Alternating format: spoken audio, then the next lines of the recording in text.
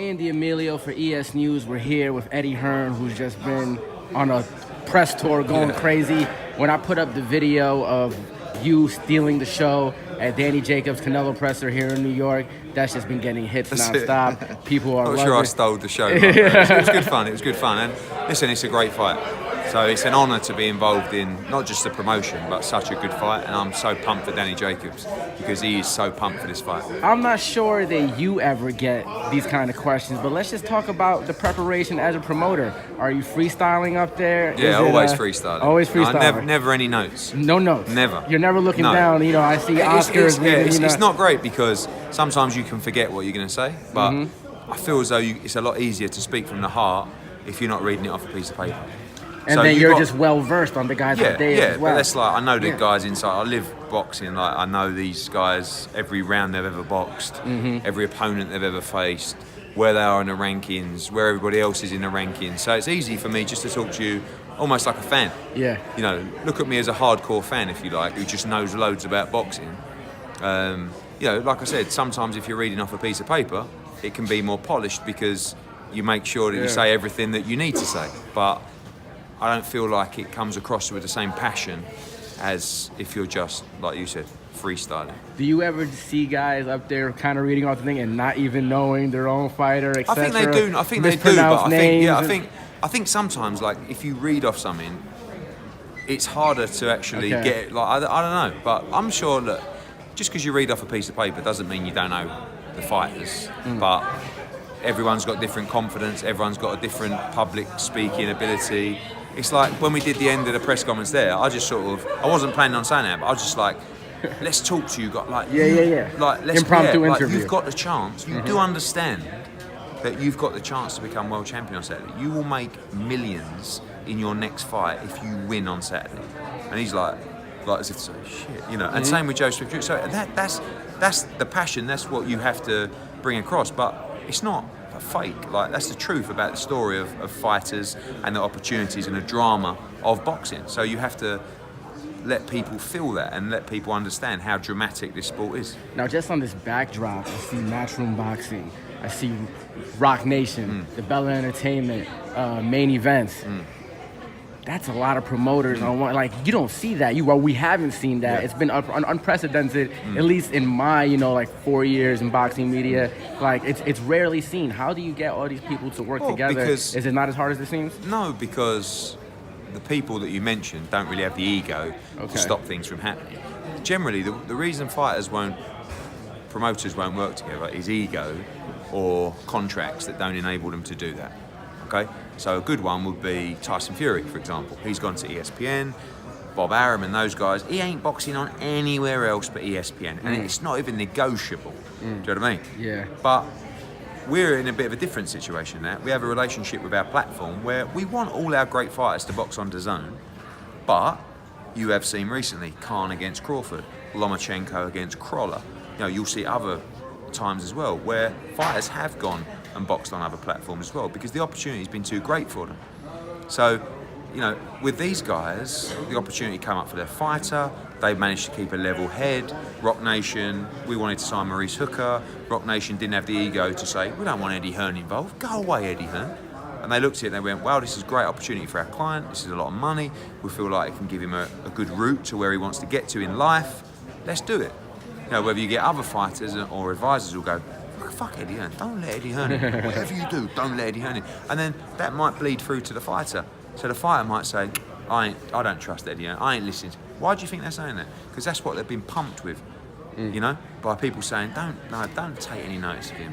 He's just trying to, he ain't got the money, this is the DAZN thing, this ain't going to work. So the fighter just goes, okay. And then the fighter starts looking at it and goes, okay, Canelo, Danny Jacobs, Usyk, Rung Visai, Demetrius Andrade, you know, Jamie Munguia, Usyk I mentioned. Like, so many world champions now. Tevin Farmer next week. Like, fighters are starting to say, hang on a minute. Like, and even the promoters, like Ludabella shouldn't say what he's saying up here. Forget the unsubscribe bit, but he's really, or has been, a Showtime PBC guy. They will be fuming that he's up there saying, you have to subscribe to his schedule. Like, it's unbelievable. There isn't a better schedule in US boxing, probably in world boxing, in world boxing. But honestly, right, show me a better schedule on Fox or Showtime or on Top Rank than what is coming up till June the 1st.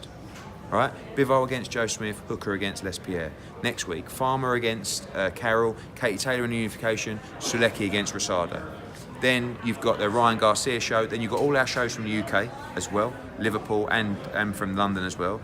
You've got Rung Savai against Estrada, rematch fight of the year, April 26th. Dehenny against Roman unification on that card with Jesse Vargas. Then you've got Canelo against Danny Jacobs. Then you've got the return of Usyk. Then you've got Joshua Miller. Show me a better schedule than that over the next couple of months. It don't exist. That's good for the year right there. Yeah, I know, but that's just till June. And these guys have ambitions way beyond that. Like, they're happy, but they want to provide a schedule that you just cannot miss. And people like DeBella and those kind of guys, DeGuardia, they're fight fans. They're looking at this going, fuck, for $9.99, you're paying $9.99 a month for all that, and that includes Jacobs against Canelo, which would be $90 on any pay-per-view platform. It's an absolute no-brainer. So it's just about spreading the word. And like Joe DeGuardia said, the union guys are like, DAZN, wait, what's this DAZN? That's our job, and particularly DAZN's job, to make sure that everybody does know where to find it and what it is. But with the content it has, I believe they have a brilliant chance. Now, I think one of the biggest selling points, obviously, in its early stages, you guys had Anthony Joshua, then Canelo came on board, big news. But just the fact that now Danny Jacobs is here, coveted middleweight division. Sure. Almost all the champs. Well. Yeah, exactly. Yeah. Well, all the champs, not almost. Yeah. All the champs. All the champs. But that happens, in different networks. You've got, like, for example, if you're a 147 fighter, you probably need to be with Showtime. the PBC. Yeah. If you're a middleweight fighter, you have to be with the zone. It's not even like, you can't not be. Like, if you're Charlo, look at Charlos and those kind of guys right now. There's only so much that people can fill their head with before they are bright enough to go, hang on a minute, shouldn't I be getting some of that Canelo money? Or shouldn't I be fighting Demetrius Andrade? Or shouldn't I be fighting the Jacobs Canelo winner? Or if Golovkin comes as well, I've got to be there, right? Like, how can you be Charlo right now and not recognise that you have to be on DAZN? Why? Because there's people filling their heads saying, don't worry about that, Fox is where it's at. Well, where's the fights? Like, and I would be saying the same thing. It's a bit like Jesse Vargas. I mean, Jesse's moved up to 154 now, so it's less of a, but we would struggle to give Jesse the big fights at 147. Hold my hands up.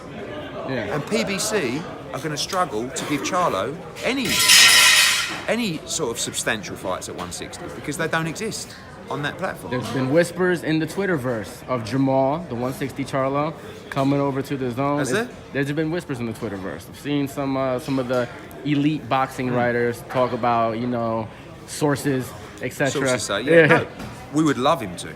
We would love him to. But there's been some conversations, but there hasn't been any deep negotiations for that to happen. But I hope there is. Because you can't, this is a short career. And if the opportunity's right, listen, maybe he talks to us and maybe he thinks, no, it's not for me. But you've got to explore it. The other big middleweight, obviously, is Triple G, and there's also been sources, etc., saying the same things.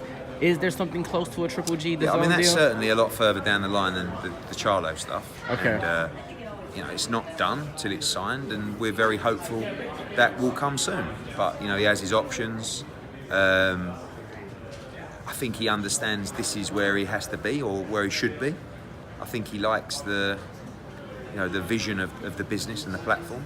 He's a very bright guy, and I'm guessing he'll make his decision very soon. I imagine that's a double-edged sword for you, only because you're Danny Jacobs' promoter, and then there may be a conflict. Maybe there's an apple cart, a proverbial apple cart. I think the relationship with Triple G has Triple G Promotions, and they would work in tandem with Matchroom Boxing. So, with Danny, we're his promoter, we're his lead promoter, we're his only promoter. So we have his back 1,000,000%.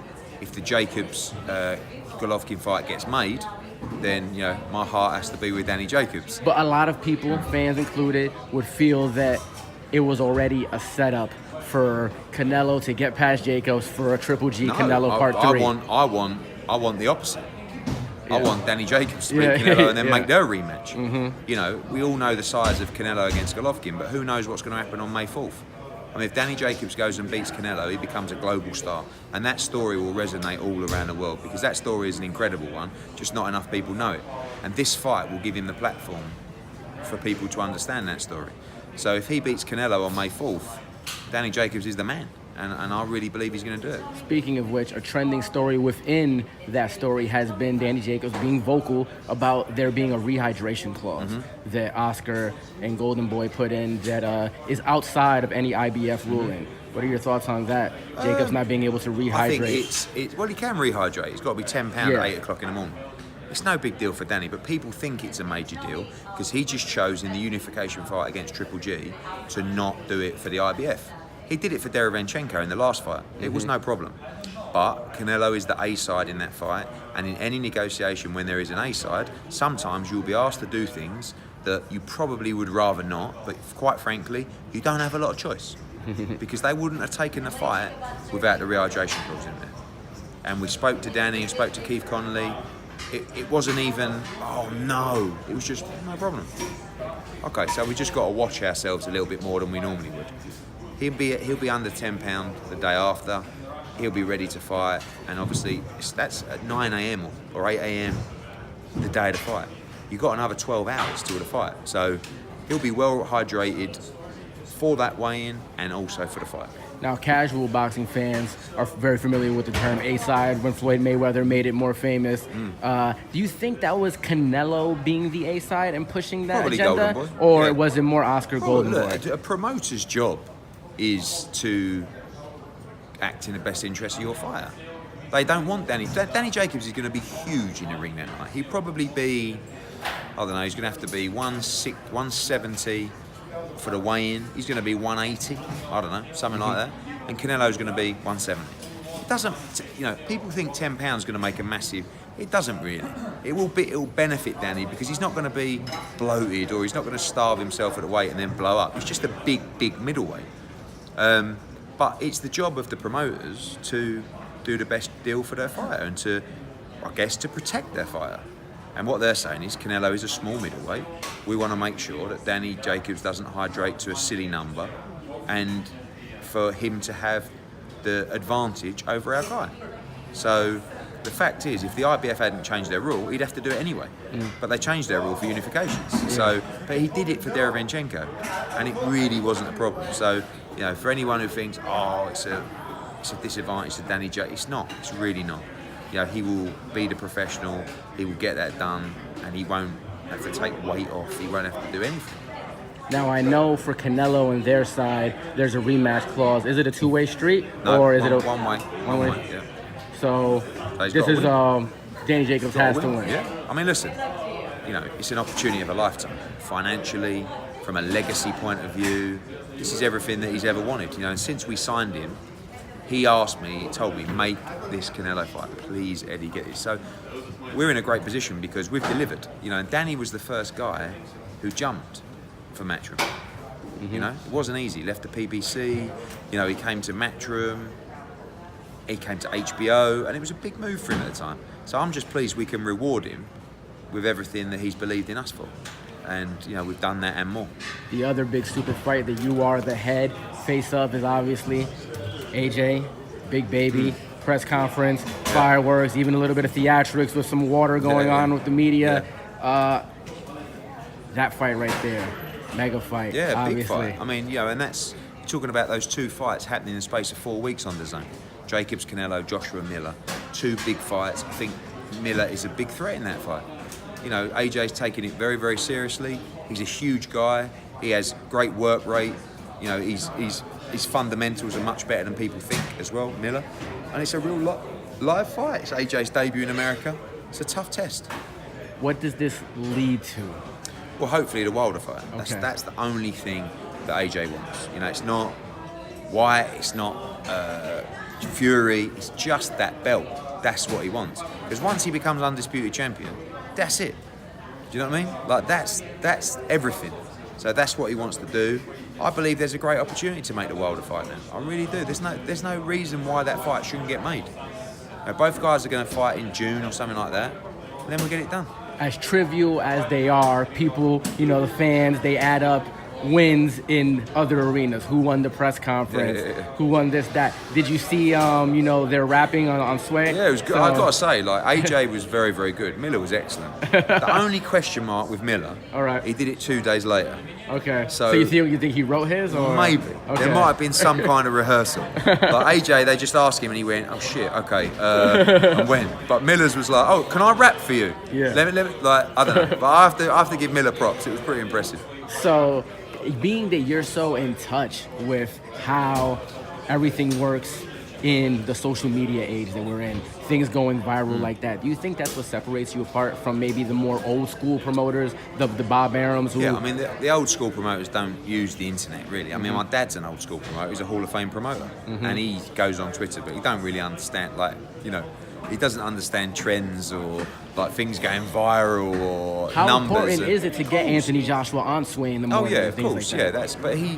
But he's so good at it as well. That you've got some guys who have great personalities and interact with the media very well. Some guys are just, it's not their thing. Joshua's exceptional. You can put Joshua in any surrounding.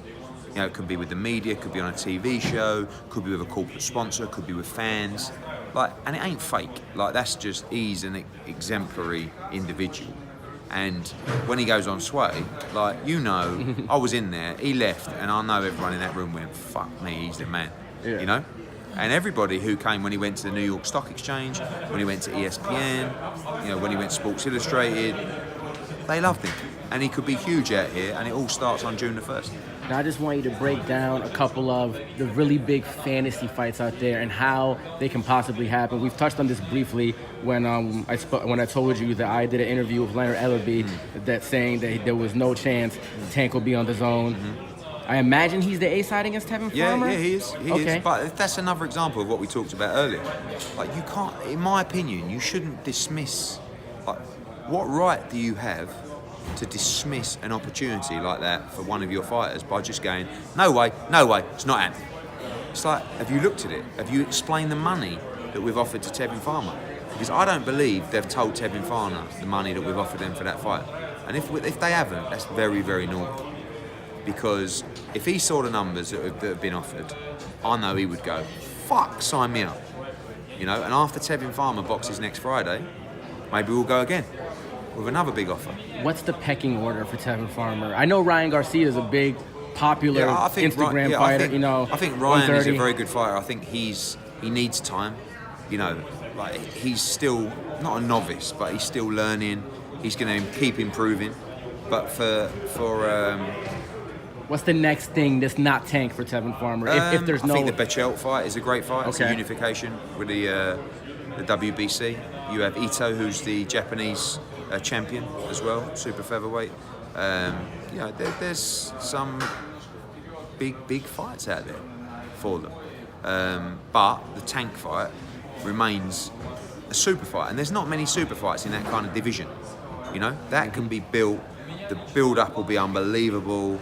2 great fighters, 2 great personalities.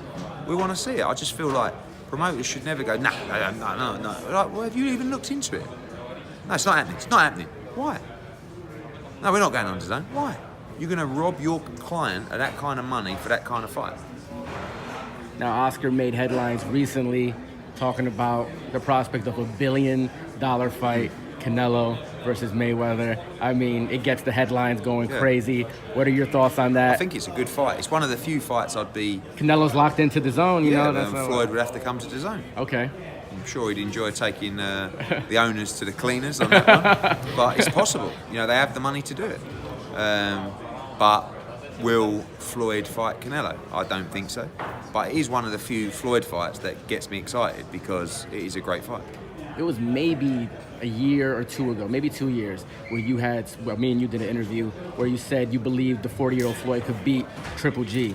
Is that still your opinion of Floyd? I mean, just that he can fight a middleweight? When Floyd was not in his prime, but I mean, he's not, how old is he now? 42, 43? Yeah, he just had his birthday. Yeah, we're 3 years past. I believe 3 or 4 years ago, he could have beaten not just Triple G, anyone. Okay. Certainly up to 160. Okay. So that's how good he was. But now the game's changed. The hunger would have gone a little bit. He won't be as sharp as he was 3 years ago, naturally, but he's still going to be very, very difficult to beat. Can Canelo beat him? At what weight? Canelo ain't going to be making 154, that's for sure. So Floyd up at 160 v Canelo, that's a tough fight. You and Steven Espinoza, big Twitter war. Yeah. I know you and Lou DiBella have had wars like that before, but you guys, seem it's different in good with Lou graces. because, Lou will tell you to your face. Okay. So there's a lot of stuff that went on with us and Espinoza. One thing that I alluded to in my tweets about the way he conducted his business. He had his thoughts about how I conducted my business. They were mistakes that he made, actually. He said that a contract was sent to me. Were lines crossed by making it go public in Twitter, do you think? I have no problem with it. Okay. I don't think we're very different businesses. Matchroom is my company. It's my family business, right? We can say whatever the fuck we want. We've got a lot of money. We're not arrogant, but it's our business. We don't work for anybody else. There's no shareholders. Mm-hmm. Steven Espinoza is a reasonably senior level with many, many, many, many people above him to that level. He has a responsibility to conduct business in a way that Showtime want that business to be conducted. And I can't imagine in a million years that the bosses of Showtime were watching that thinking, this is great. I was watching it, my dad was watching it, going, fucking this is great. Tell Espinoza what's what. You think the bosses of Showtime are doing the same? They're probably embarrassed. Like they're a multi-billion-dollar organisation. We're just little old Matchroom having a bit of fun on social media. So I think he has.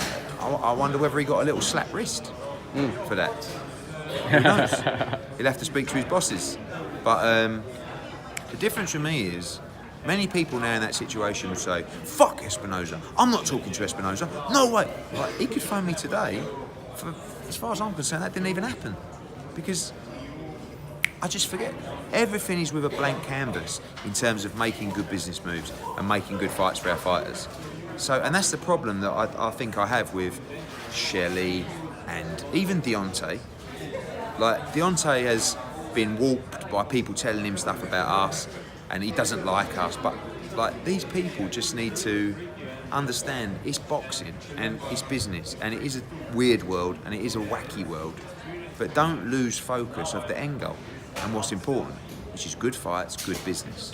And you should have enough about you to evaporate that ego when necessary to make good business and good fights. And I think that's what we do really well. And maybe, like people say to me, how do you fucking deal with that guy? Like, you were just slacking him off, or you... I said, it's like, with DiBella.